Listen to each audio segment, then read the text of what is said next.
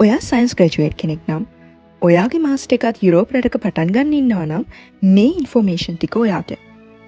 මේ ඔයාලට පේන්නේ ඕස්ට්‍රියාවේ ලින්ස් වල ජොහන්නස් කෙප්ලර් යුනිවර්සිටි එක. තාමත් ලංකාවේ ස්පෙෂලි සයන්ස් ෆීල්ඩ් එකේ ගොඩක් අයට මිස් වෙලා තියෙන හොඳ යුනිවර්සිටි එකක්. මේ වීඩියෝ එකේ ෆස්ට් කමෙන්ට් එකේ දැනට JKU ඔෆිෂියල් වෙබ්සයිට් එකේ අවైలබල් තියෙන නැචරල් සයන්ස් කැටගරි එකට අදාළ ඩිග්‍රී ප්‍රෝග්‍රෑම්ස් ටික මම මෙන්ෂන් කරලා තියෙනවා. උදාහරණයක් විදිහට biological chemistry, computational mathematics, sustainability and plastic managements වගේ මාස්ටර්ස් ඩිග්‍රී ප්‍රෝග්‍රෑම්ස් 10ක් විතර දැනට JKU ඔෆිෂියල් වෙබ්සයිට් එකේ පබ්ලිෂ් කරලා තියෙනවා. සයන්ස් ෆීල්ඩ් එක වගේම මැනේජ්මන්ට්, ෆයිනෑන්ස් වගේ අනිත් ෆීල්ඩ් වලට අදාළ අවైలබල් තියෙන ඩිග්‍රී ප්‍රෝග්‍රෑම්ස් ඔයාට JKU ඔෆිෂියල් වෙබ්සයිට් එකට ගියොත් බලා ගන්න පුළුවන්.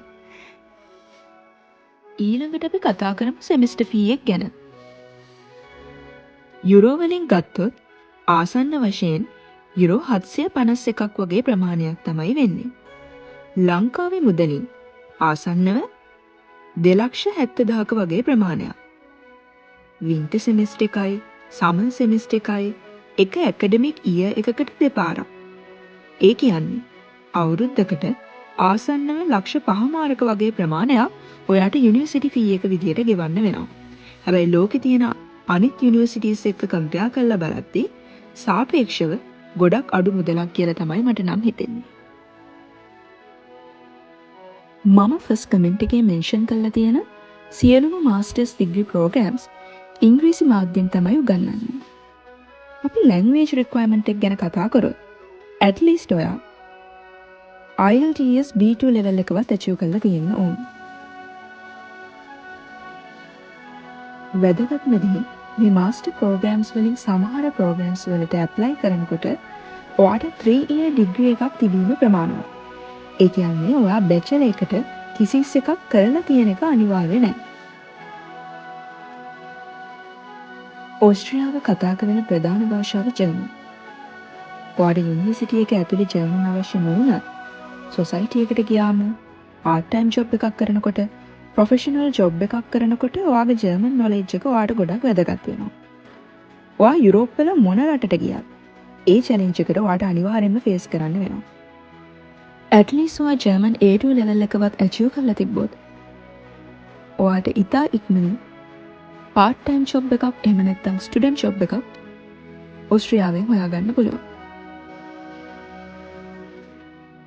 ඔෆිෂියල් වෙබ්සයිට් එකේ අවైలබල් තියෙන ඩිග්‍රී ප්‍රෝග්‍රෑම්ස් වල කාලයත් එක්ක පොඩි වෙනස්කම් මොඩිෆිකේෂන්ස් වෙන්න පුළුවන්. යුනිවර්සිටි එකේ ඉන්ටර්නල් ඩිසිෂන්ස් එහෙම නැත්නම් ඉන්ඩස්ට්‍රි ට්‍රෙන්ඩ්ස් වගේ දේවල් එක්ක පොඩි මොඩිෆිකේෂන්ස් වෙන්න පුළුවන්.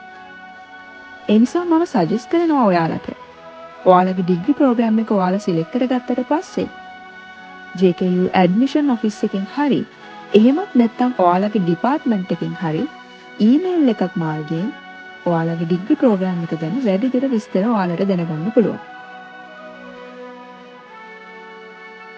තව විස්තර ගොඩක් තිබ්බත් මේ ඔක්කොම එක වීඩියෝ එකකින් ගේන්න බැරි නිසා මම තව වීඩියෝ එකක් ඔයාලට අරගෙන එන්නම්. එතකන් ඔයාලා channel එක subscribe කරලා තියාගන්න. apply කරන process එක ගැන, total cost එක ගැන, industry opportunity ගැන. ඒ වගේම තවත් වැදගත් විස්තර ඔයාලට මම ඊළඟ වීඩියෝ එකෙන් අරන් එන්නම්. ඒ වගේම ඔයාලට මොනවා හරි දැනගන්න ඕන නම් ඔයාලට පුළුවන් කමෙන්ට් එකක් දාන්න.